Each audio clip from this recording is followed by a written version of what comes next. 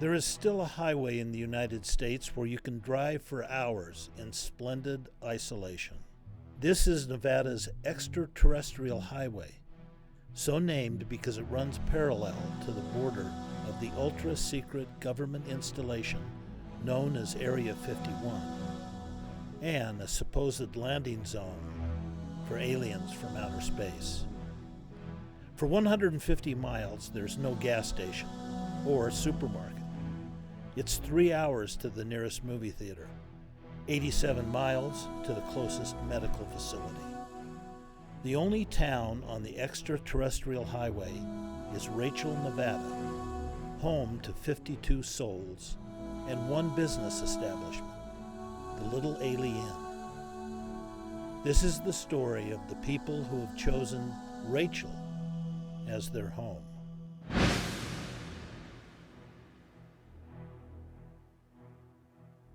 My name is Jörg Arnu. I was born in Germany, moved to the United States about 18 years ago. We are here in Rachel, Nevada, on my property on the outskirts, so to speak, of Rachel, Nevada. My property goes up to the corner down here, so there's a lot of open space in front of me.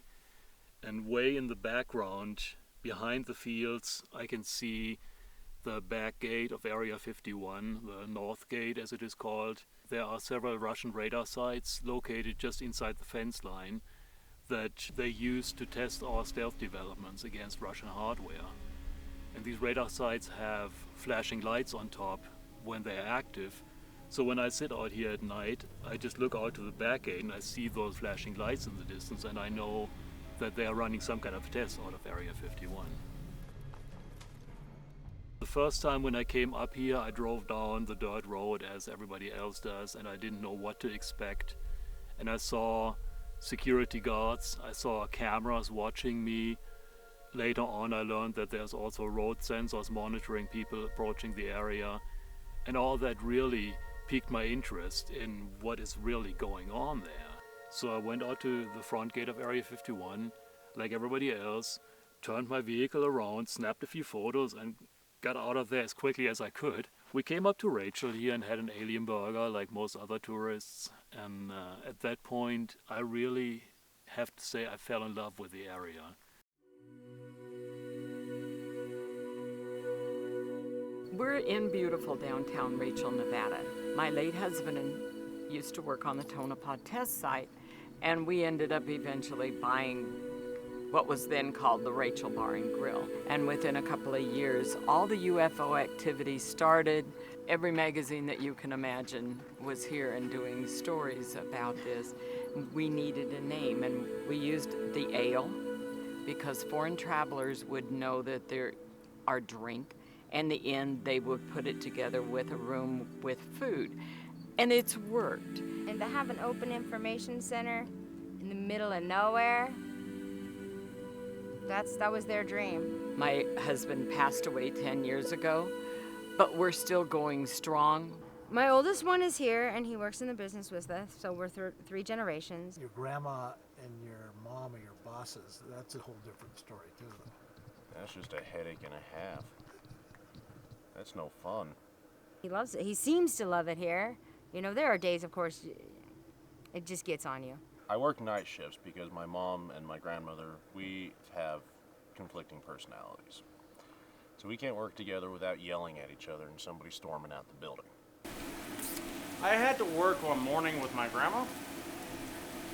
She was in the office and I was behind the bar. I forget who was back here, and I got a small group of people in, and I started bullshitting them like I do with everybody else. Would you stop flirting with every good-looking young woman that comes through my door?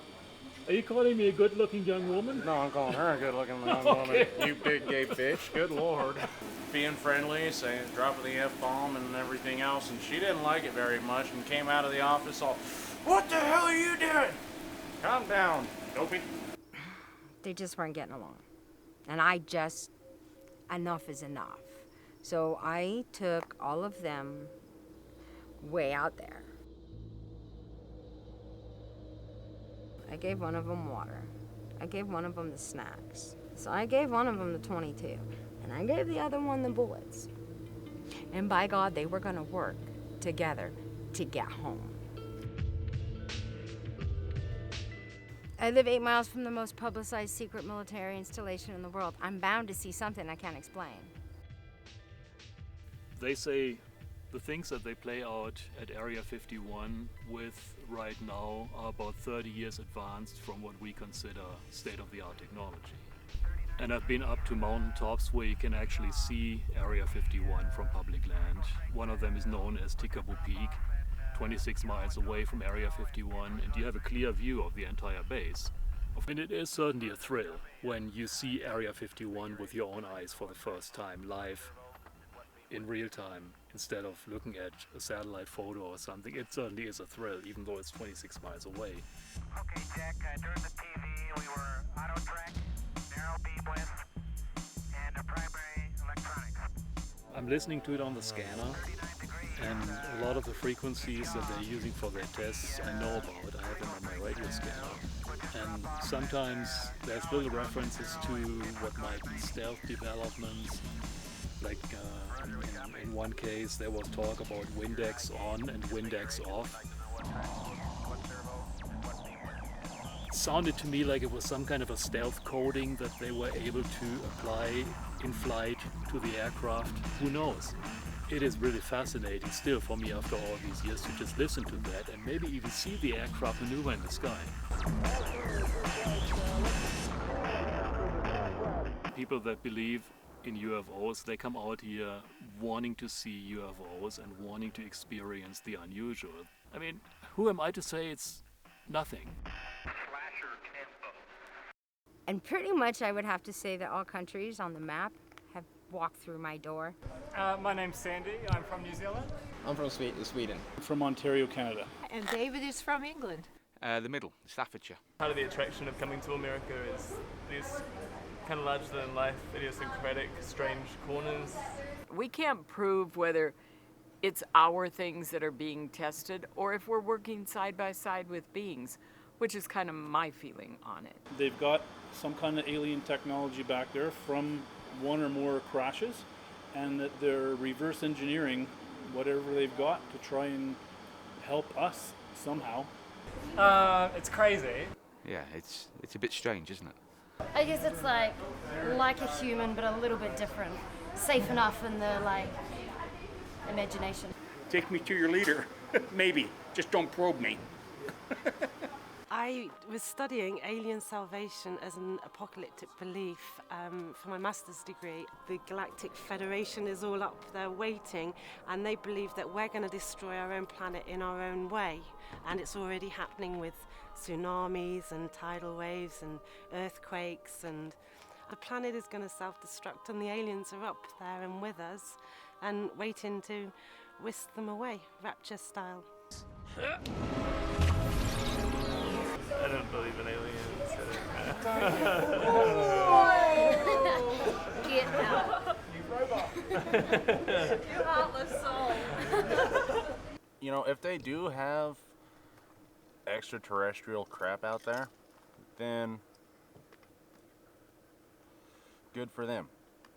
We are talking about the government. They're not necessarily going to. they're not going to tell us the truth about it. But the people that flow through that door and down this highway keep this community alive. And also, I'm the only watering hole between that side and that side. Many people that come out here don't get it. They say, well, there's nothing here, that's just desert, that's just dirt. The upside, obviously, of Rachel is that if you want to be left alone, you can totally do your own thing, and there's very little oversight from POH, which is the county seat. You know, I live my life the way I want to live it, and I have fun with it. Whoever has a stick up their ass wants to tell me how to live my life can blow me. Yeah, I think to live here you have to be very self-contained and very self-contented.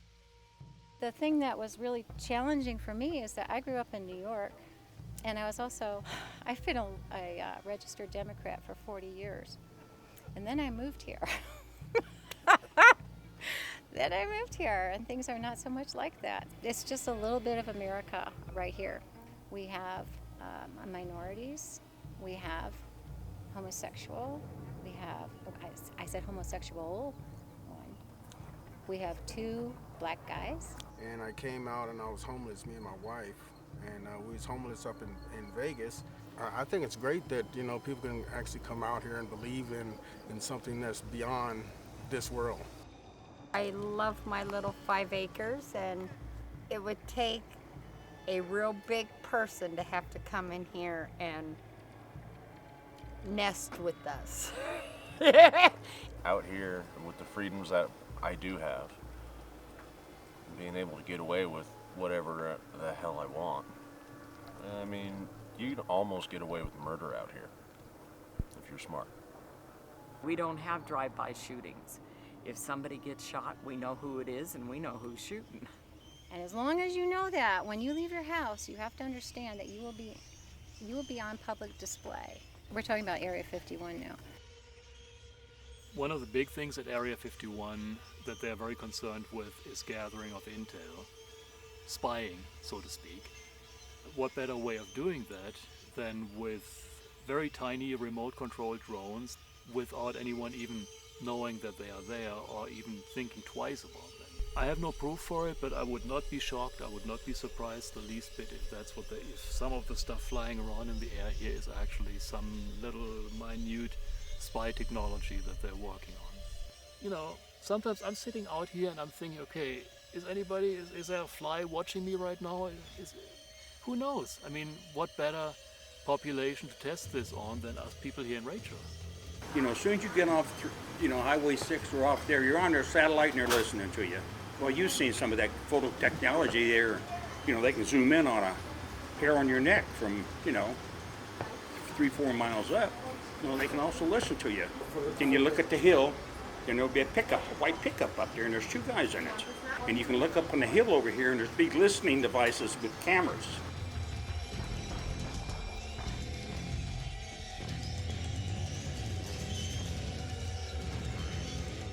You know, if you walk in any point anywhere, you'll see security cameras. These cameras will pick up your voice and they'll see you. They're infrared, so if you come in at night, they'll pick you up. Warning. Welcome to Restricted Area 51. I ain't walking past that. I'm too old. If you cross that, they're going to send out a helicopter with an attitude. Up until a few years ago, the warning signs still had that sentence, use of deadly force authorized. It certainly gets your attention. Then again, we could be one great big science experiment. How do we know? And what government does anything in front of you anyway? You know, so maybe it's just a ruse. Just to get everybody to look over here and not be looking over there. I know for a fact that back in the 60s, when they were flying the A-12 spy plane out of Area 51, they deliberately spread these stories about UFOs to conceal what they were really doing, to in some way discredit people that might actually catch a glimpse of what's going on. So I think that's a very deliberate move that they want to keep this whole mystique about aliens and UFOs going, to be able to explain if somebody really sees something, even though they have all the security in place, oh, it's just a UFO, no worries. And that's the end of that.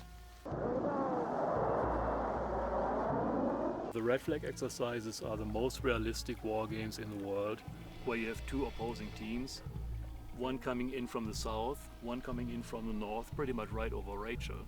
And in fact, we sometimes sit right on one of the mountaintops at Coyote Summit, taking pictures of the aircraft coming by below us, really at super low level to avoid radar detection. So you might sit here for a while and nothing happens, and all of a sudden all hell breaks loose, and these guys come from here and they come from the other side and they fight each other, and you see flares go off. And with a little bit of a low cloud cover, you can actually see the reflection of live bombings in the clouds up there. When the military is doing their exercises and stuff, and they got all the flares dropping, and they got the red lights and the green lights, and then they got all the board games, and they just do battle over here and everything. I could not tell you what kind of plane it is. As far as I'm concerned, it's an unidentified flying object. I see it, it is flying, I have no idea what it is. So I see UFOs all the time.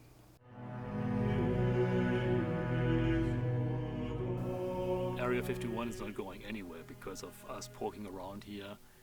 They have such a unique place in a completely remote valley, and there's always these rumors about Area 51 is moving here and moving there and all this stuff happening. No, it's not going anywhere.